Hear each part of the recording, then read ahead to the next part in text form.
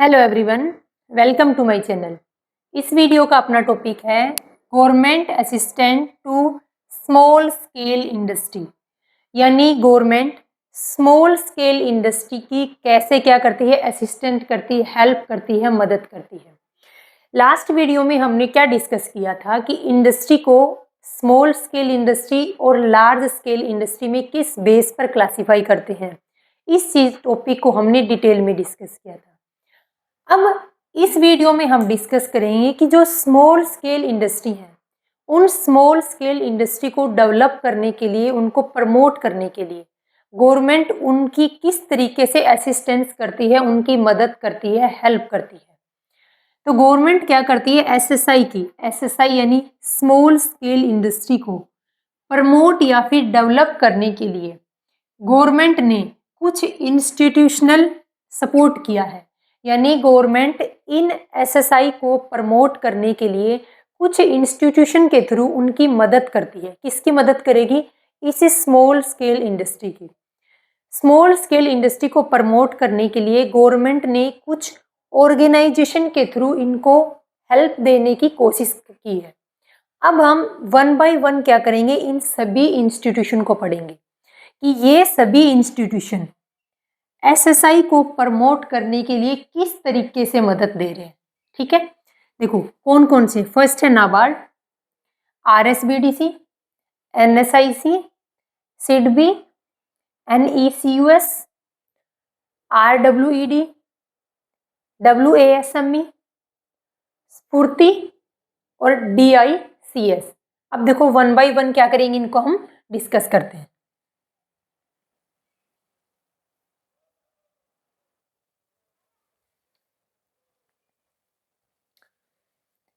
अब गवर्नमेंट के जो असिस्टेंस करती है, यानी गवर्नमेंट जो मदद करती है, वो कुछ इंस्टीट्यूशन के थ्रू स्मॉल स्केल इंडस्ट्री की हेल्प करेगी।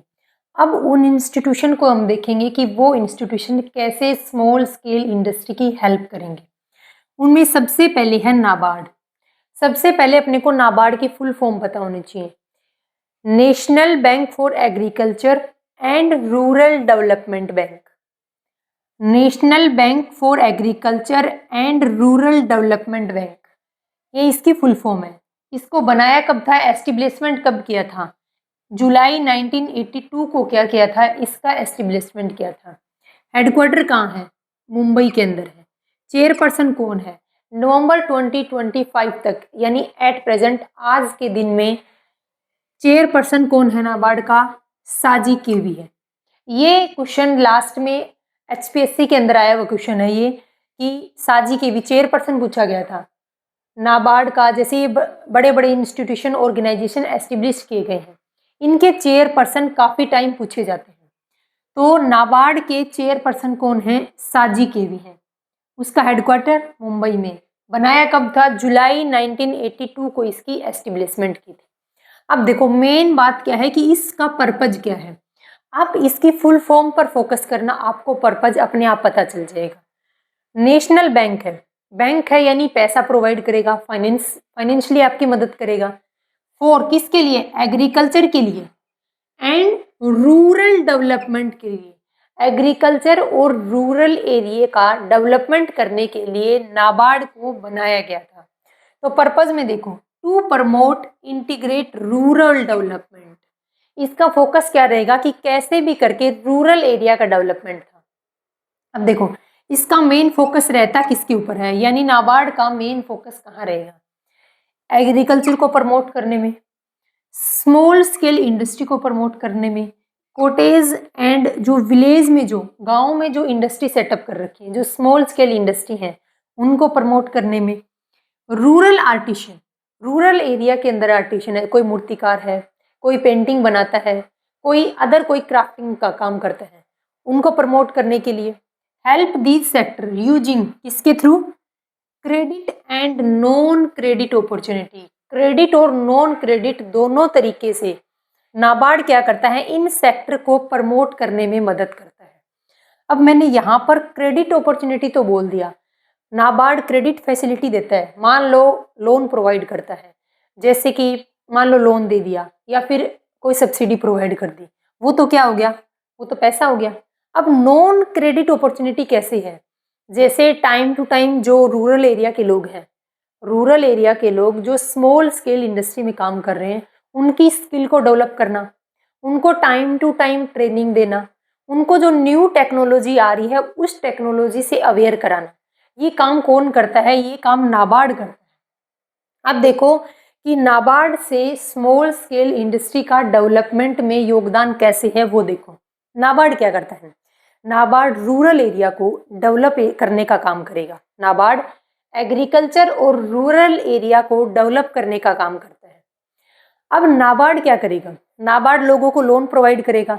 अब आपके मन में एक पॉइंट आएगा कि हमारा तो नाबार्ड में अकाउंट ही नहीं है, कि हमारा तो आप सब में से आप सब का किसी भी बच्चे का क्या नाबार्ड में, क्या सिडबी में, क्या नाबार्ड बैंक में किसी का अकाउंट है? आपका अकाउंट किस में ओपन है? एसबीआई बैंक में है, पीएनबी में है, तो आईसीआईसी में है। आपका बैंक अकाउंट अगर नाबार्ड में नहीं है तो आपको हेल्प कैसे मिलेगी? तो नाबार्ड क्या है? नाबार्ड एक ऐसा ऑर्गेनाइजेशन है, एक ऐसा बैंक है जो कभी भी इंडिविजुअल को डायरेक्ट मदद नहीं करता। इस बैंक में कभी किसी पर्सन का डायरेक्ट अकाउंट ओपन नहीं होता, ना ही मान लो सिडबी बैंक है, आपका अकाउंट है सिडबी बैंक में, नहीं। ये क्या करते हैं? नाबार्ड हो गए, सिडबी हो गए, ये क्या करते हैं? ये अदर ऑर्गेनाइजेशन के थ्रू क्या करेंगे? रूरल एरिया को डेवलप करने का काम करेंगे। ये अदर ऑर्गेनाइजेशन के थ्रू लोगों को क्या करेंगे? क्रेडिट की फैसिलिटी प्रोवाइड करने का काम करते हैं। वो कैसे, कब, क्या करते हैं वो हम जब नाबार्ड का टॉपिक पढ़ेंगे, जब हम बैंक्स का टॉपिक पढ़ेंगे उसमें हम डिटेल में डिस्कस करेंगे। बट अभी क्या कर रहे हैं? अभी इन इंस्टीट्यूशन को हम एज ए असिस्टेंट्स के तौर पर, यानी ये इंस्टीट्यूशन स्मॉल स्केल इंडस्ट्री को कैसे प्रमोट करने में मदद कर रहे हैं, सिर्फ उतना ही देख रहे हैं। तो नाबार्ड से मैं आपको ये बता रही थी, नाबार्ड का मेन काम क्या है? एग्रीकल्चर और रूरल एरिया को प्रमोट करना है। अब एग्रीकल्चर और रूरल एरिया को प्रमोट करने के लिए नाबार्ड क्या करता है? एक तो उनको क्रेडिट फैसिलिटी देता है, यानी उनको लोन देता है, और उनको क्या देगा? और जैसे सब्सिडी वगैरह दे दी। नॉन क्रेडिट फैसिलिटी कैसे है? नॉन फाइनेंशियल फैसिलिटी, उनको ट्रेनिंग दे दी, टाइम टू टाइम उनको कोई नई टेक्नोलॉजी आ गई उससे अवेयर करवा दिया। तो ये सब क्या है? ये नॉन फाइनेंशियल फैसिलिटी प्रोवाइड करती है। तो नाबार्ड क्या करता है? नाबार्ड स्मॉल स्केल इंडस्ट्री के लोगों को क्रेडिट की फैसिलिटी देता है, साथ में उनको टाइम टू टाइम उनको ट्रेनिंग देता रहता है, जो न्यू टेक्नोलॉजी आती है उससे अवेयर कराकर स्मॉल स्केल इंडस्ट्री में काम करने वाले लोगों की क्या करता है? उनकी उनकी कैपेसिटी को बढ़ाता है। तो इस तरीके से नाबार्ड क्या करता है? स्मॉल स्केल इंडस्ट्री की मदद करता है। आपको इन पॉइंट पर ध्यान रखना है। हालांकि मैं ये सारे आगे जब बैंक्स का टॉपिक करवाऊंगी उसमें डिटेल में डिस्कस करवाऊंगी, बट ऊपर ऊपर से नॉलेज होनी चाहिए आपको कि नाबार्ड है क्या। मेन फोकस हमने देख लिया इसका। फिर क्या है? RSBDC, rural small business development centre, सबसे मेन पॉइंट है ये। शायद मैं नो करवाऊंगी आपको, नो इंस्टीट्यूशनल वो करवाऊंगी ऑर्गेनाइजेशन। इन सब की फुल फॉर्म ध्यान रखना, अगर आपको फुल फॉर्म पता है तो 80% काम हो जाएगा। Rural small business development centre, यानी रूरल एरिया के अंदर जो स्मॉल बिजनेस सेटअप किया हुआ है उसके डेवलपमेंट करने में मदद करेगा। कौन? RSBDC। RSBDC है क्या? RSBDC is sponsor by NABARD. ये क्वेश्चन पूछा जा सकता है डायरेक्ट कि RSBDC के पास पैसा कहाँ से आता है? RSBDC को स्पॉन्सर करता है NABARD bank. NABARD bank RSBDC को पैसा देते हैं। RSBDC क्या करता है? जो रूरल एरिया के अंदर स्मॉल स्केल इंडस्ट्री सेटअप कर रखी है उनको क्या करते हैं? उनको फैसिलिटी प्रोवाइड करेगा। सेकेंड क्या, इसका पर्पज क्या है?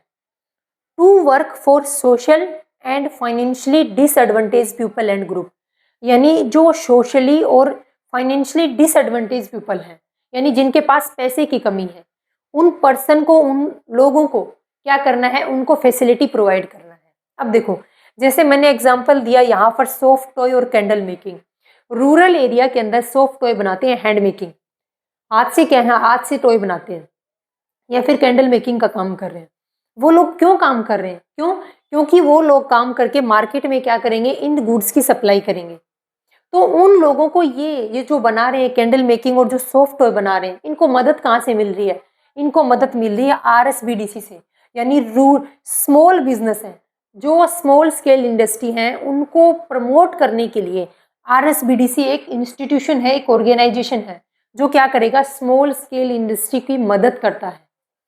Rural small business, rural area के अंदर जो स्मॉल बिजनेस है उनको डेवलप करने में कौन मदद करेगा, ये करेगा। इनमें इनके क्या है, इनके जो फुल फॉर्म है उसी में इनका मीनिंग छुपा हुआ है। स्पॉन्सर किसका है, स्पॉन्सर है नाबार्ड का। ये क्या करेगा, जो रूरल एरिया के अंदर जो सोशली और जो फाइनेंशियली डिसएडवांटेज पीपल हैं, यानी जिनके पास पैसे की कमी है, उनको फाइनेंस देता है और उनसे क्या करेगा, उनसे ये काम करवाएंगे। ये काम करवा के ये प्रोडक्ट बनवा करके ये क्या करेंगे, मार्केट में सप्लाई करेंगे। तो इन लोगों की क्या बढ़ेगी, इनकम बढ़ेगी।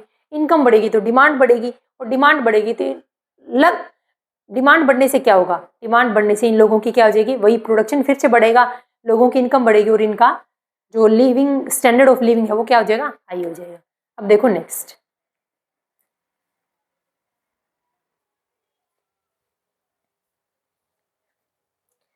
नेक्स्ट इंस्टीट्यूशन अपने पास है NSIC, national small industries corporation.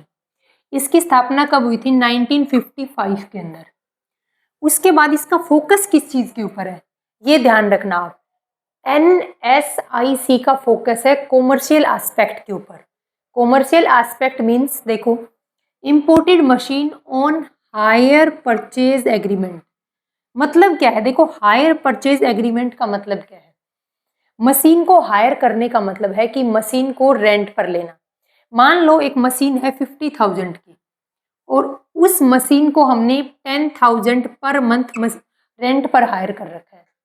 अगर हम लगातार 5 महीने तक 10,000 अगले पर्सन को प्रोवाइड कर रहे हैं, यानी हमने पर मंथ 10,000 रुपये करके अगले पर्सन को 5 महीने में हमने 50,000 रुपये पे कर दिए और उस मशीन को हमने क्या कर लिया, बाद में परचेज कर लिया। रेंट था उस मशीन का 10,000 लगातार 5 महीने तक पे किया, अमाउंट कितनी होगी टोटल 50,000। तो वो मशीन क्या होगी, अपनी होगी। अब उस मशीन को, उस एग्रीमेंट को क्या बोलते हैं, हायर परचेज एग्रीमेंट बोलते हैं। पहले हमने उस मशीन को हायर किया था 10,000 पर मंथ में, और बाद में हमने उसकी इंस्टॉलमेंट के थ्रू टोटल पेमेंट करके उस मशीन को क्या कर लिया, परचेज कर लिया।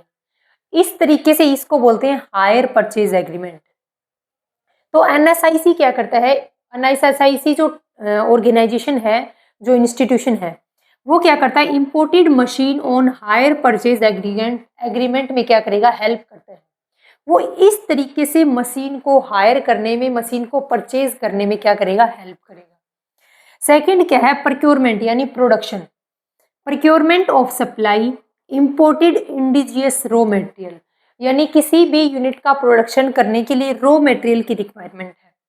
रॉ मटेरियल या तो इंडिजिनियस यानी इंडिया से मिल जाएगा।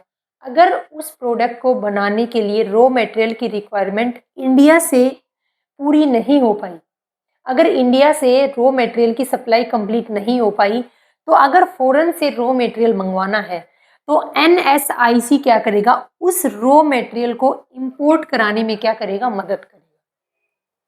अवेयरनेस ऑन टेक्निकल अपग्रेडेशन, अगर टेक्नोलॉजी में कुछ चेंज हुआ है तो टेक्नोलॉजी को अप टू डेट रखने के लिए एनएसआईसी क्या करता है, मदद करता है। तो एनएसआईसी की सबसे पहले full form national small industries corporation 1955 में बनाया गया था। एनएसआईसी का मेन फोकस रहता है कॉमर्शियल एस्पेक्ट के ऊपर। पहले कॉमर्शियल एस्पेक्ट में पहला एस्पेक्ट है कि अगर किसी प्रोडक्ट को बनाने के लिए रॉ मटेरियल की रिक्वायरमेंट है, अगर रॉ मटेरियल इंडिया में अवेलेबल है तो ठीक है, अगर बाहर से इंपोर्ट करना है तो एनएसआईसी मदद करेगा। अगर हायर परचेज एग्रीमेंट के थ्रू किसी भी मशीनरी को, लैंड, बिल्डिंग, प्लांट को हायर खरीदना है तो उसमें मदद कौन करेगा, एनएसआईसी करेगा। यानी मेन फोकस एनएसआईसी का किसके ऊपर होता है, कॉमर्शियल एस्पेक्ट के ऊपर रहता है, यानी बाइंग और सेलिंग पर इसका फोकस रहता है। तो इस तरीके से एनएसआईसी क्या करता है, स्मॉल स्केल इंडस्ट्री को जब रॉ मटेरियल की बाहर से रिक्वायरमेंट हो, प्लस अगर कोई machine, land, building, plant, machinery purchase करना हो, और उस टाइम पर मदद कौन करेगा, एनएसआईसी इनकी हेल्प करता है। और एक टेक्नोलॉजी को अप टू डेट रखने के लिए एनएसआईसी मदद करेगा। 1955 में बनाया गया था। अब देखो सिडबी, सिडबी की फुल फॉर्म क्या है? Small industrial development bank of India. बनाया कब? 2 अप्रैल 1990 को। डेट याद रखना मोस्ट इंपॉर्टेंट है। ये 2 अप्रैल भी याद रखनी है आपको। 2 अप्रैल 1990 को सिडबी की स्थापना की गई थी। हेडक्वार्टर कहाँ है? लखनऊ, यूपी के अंदर। इसका चेयरपर्सन कौन है सिडबी का? सिडबी का चेयरपर्सन है मनोज मित्तल। और नाबार्ड का बताओ, नाबार्ड का चेयरपर्सन कौन है? कमेंट में बताना आप। मैंने दोनों को बता दिया आपको, नाबार्ड का भी बता दिया और सिडबी का। सिडबी का कौन है चेयरपर्सन? मनोज मित्तल। और सिडबी किसकी सब्सिडरी है?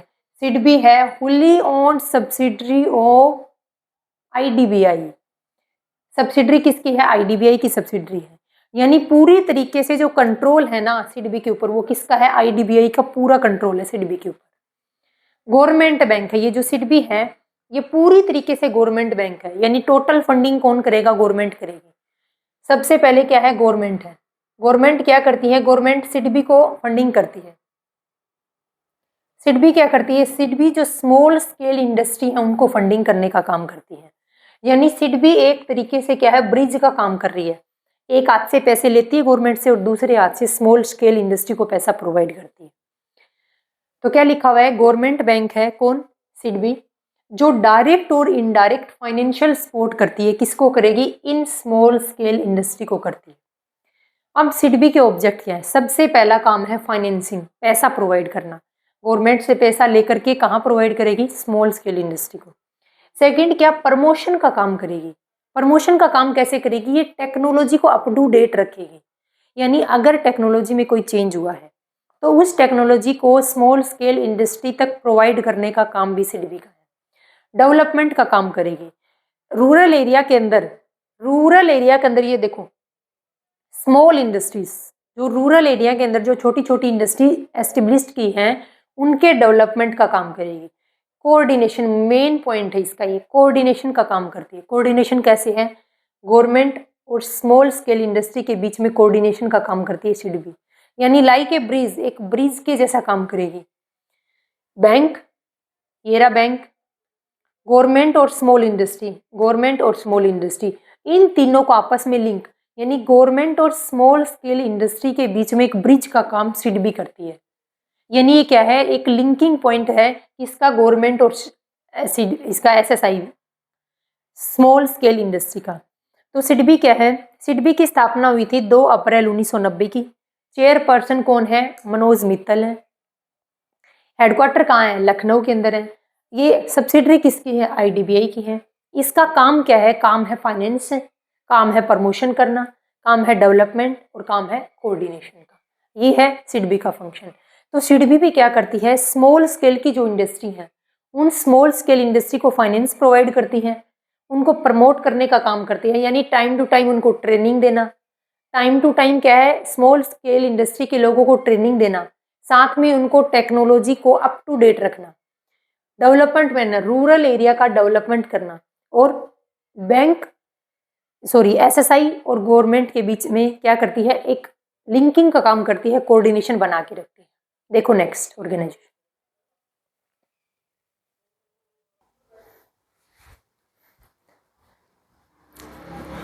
नेक्स्ट इंस्टीट्यूशन अपने पास है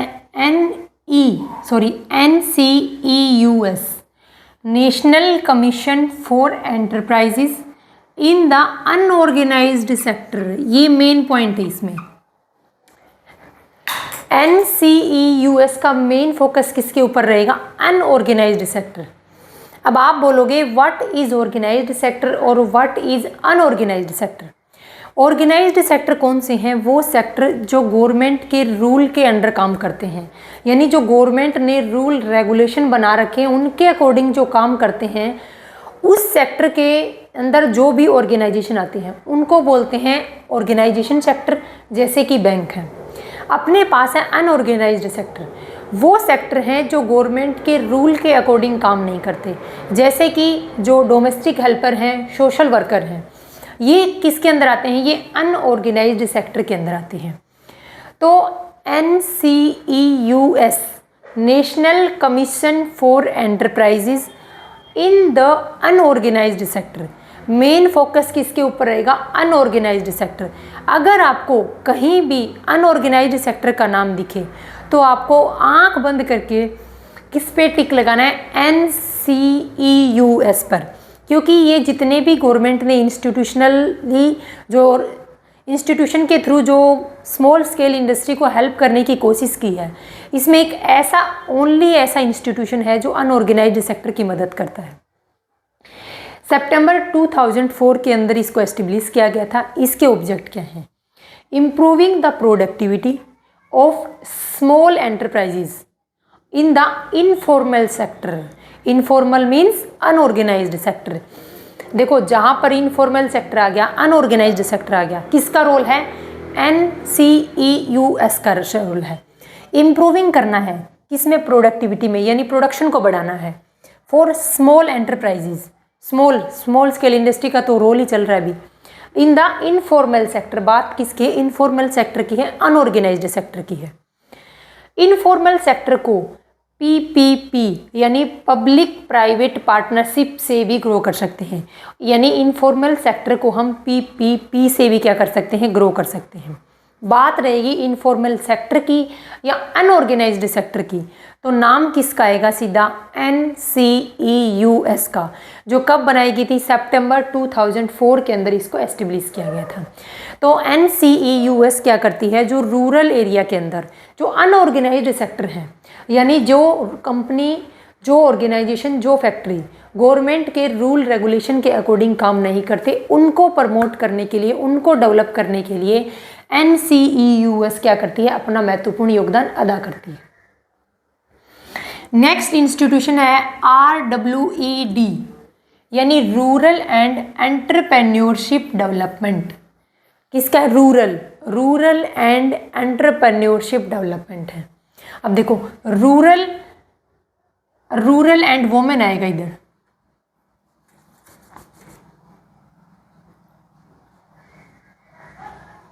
देखो, rural and women entrepreneurship development, ये क्या करेगी? बात किसकी है? रूरल की, और बात किसकी है? वुमेन की, यानी रूरल एरिया और साथ में वुमेन।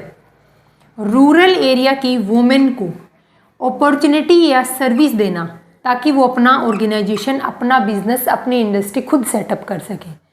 रूरल एरिया के लोगों को और वुमेन को इस तरीके की सर्विस देना, उनको ट्रेनिंग देना, उनको उस टाइम की जो टेक्नोलॉजी चल रही है उससे अवेयर करवाना, ताकि वो वुमेन और रूरल एरिया के जो पर्सन हैं वो अपना ऑर्गेनाइजेशन क्या कर सके? खुद सेटअप कर सकें, खुद उस ऑर्गेनाइजेशन को रन कर सकें। फॉलोइंग सर्विस प्रोवाइड, यानी RWED क्या सर्विस प्रोवाइड करता है? ये सर्विस किसको प्रोवाइड करेगा? ये सर्विस दो ही लोगों को प्रोवाइड करेगा, एक तो रूरल एरिया के लोगों को और साथ में वुमेन को। तो इसमें मेन फोकस किसके ऊपर है? वुमेन के ऊपर है। जैसे NCEUS का मेन फोकस अनऑर्गेनाइज्ड सेक्टर के ऊपर था, वैसे ही RWED का मेन फोकस वुमेन के डेवलपमेंट के थ्रू है, यानी वुमेन को टेक्नोलॉजी से वुमेन को ट्रेनिंग दे करके अवेयर कराना, उनको अप टू डेट रखना, ताकि वो स्मॉल स्केल इंडस्ट्री को रन कर सके। क्या सर्विस प्रोवाइड की जाती है वुमेन को? सबसे पहले उनको ट्रेनिंग प्रोवाइड कर दी जाती है कि वो काम कैसे करना है, उनको ट्रेनिंग दी जाती है।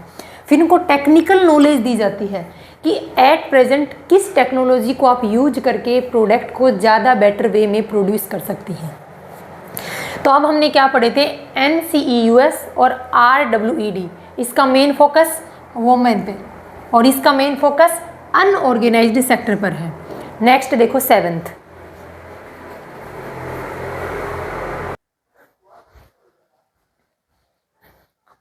नेक्स्ट इंस्टीट्यूशन है WASME, वर्ल्ड एसोसिएशन। कौन सा है?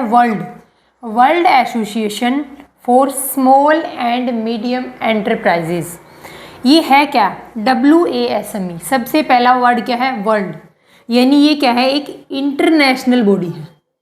सेकंड, ये नॉन गवर्नमेंटल ऑर्गेनाइजेशन है, यानी WASME सबसे पहले इसकी फुल फॉर्म ध्यान रखना, world association for small and medium enterprises, यानी एक क्या है? एक इंटरनेशनल बॉडी है और नॉन गवर्नमेंट ऑर्गेनाइजेशन है, जो क्या करती है, जो स्मॉल और मीडियम एंटरप्राइजेज की मदद करती है फाइनेंशियली और नॉन फाइनेंशियली तरीके से। बस इतना ध्यान रखना है आपको कि ये इंटरनेशनल बॉडी है, सेकंड नॉन गवर्नमेंटल ऑर्गेनाइजेशन है, थर्ड ये स्मॉल और मीडियम एंटरप्राइजेज को क्या करती है, प्रमोट करने का काम करती है। किसकी फुल फॉर्म ध्यान रखनी है आपको, ठीक है। नेक्स्ट है स्फूर्ति। स्फूर्ति की फुल फॉर्म है scheme of funds for regeneration of traditional industries.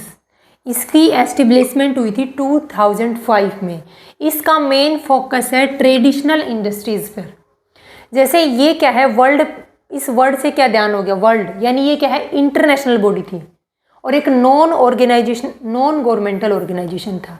वैसे ही इसकी फुल फॉर्म से scheme of funds for regeneration, regenerate करना है, किसको रीजनरेट करना है, ट्रेडिशनल इंडस्ट्री को रीजनरेट करना है। यानी इसका मेन फोकस रहेगा ट्रेडिशनल इंडस्ट्री के ग्रो करने पर, ट्रेडिशनल इंडस्ट्री को डेवलपमेंट करने पर इसका क्या करेगी, मदद करेगी। यानी स्फूर्ति का क्वेश्चन पूछा जा सकता है कि स्फूर्ति का मेन फोकस किसके ऊपर है। स्फूर्ति का मेन फोकस है ट्रेडिशनल इंडस्ट्री को रीजनरेट करने पर। बस इतना ही ध्यान रखना है आपको। DIC, इसकी फुल फॉर्म क्या है, डिस्ट्रिक्ट इंडस्ट्री सेंटर। इसका फोकस है डिस्ट्रिक्ट पर, सिर्फ एक डिस्ट्रिक्ट पर, स्टेट नहीं, ओनली और ओनली डिस्ट्रिक्ट इंडस्ट्री पर, डिस्ट्रिक्ट इंडस्ट्री सेंटर। इसकी एस्टेब्लिशमेंट हुई थी मई 1978 को। मई 1978 को DIC को बनाया गया था। इसका मेन फोकस क्या है, डिस्ट्रिक्ट लेवल पर एडमिनिस्ट्रेटिव फ्रेमवर्क को देखो, हर डिस्ट्रिक्ट लेवल पर क्या है, एक एडमिनिस्ट्रेटिव फ्रेमवर्क की रिक्वायरमेंट थी। उस एडमिनिस्ट्रेटिव फ्रेमवर्क की रिक्वायरमेंट को पूरा किसने किया था, DIC का। इसके फुल फॉर्म में सिर्फ इस पर फोकस करना है आपको, डिस्ट्रिक्ट पर। DIC, डिस्ट्रिक्ट इंडस्ट्री सेंटर, यानी डिस्ट्रिक्ट लेवल पर इंडस्ट्री को एक फ्रेमवर्क की रिक्वायरमेंट थी। वो फ्रेमवर्क किसने प्रोवाइड किया था, DIC ने। तो ये 9 इंस्टीट्यूशन है, 9 ऐसे ऑर्गेनाइजेशन हैं जिनके थ्रू गवर्नमेंट क्या करती है, स्मॉल स्केल इंडस्ट्री को प्रमोट करने को, उनको डेवलप करने में, उनको फाइनेंशियली और नॉन फाइनेंशियली उनको प्रमोट करने में हेल्प करती है।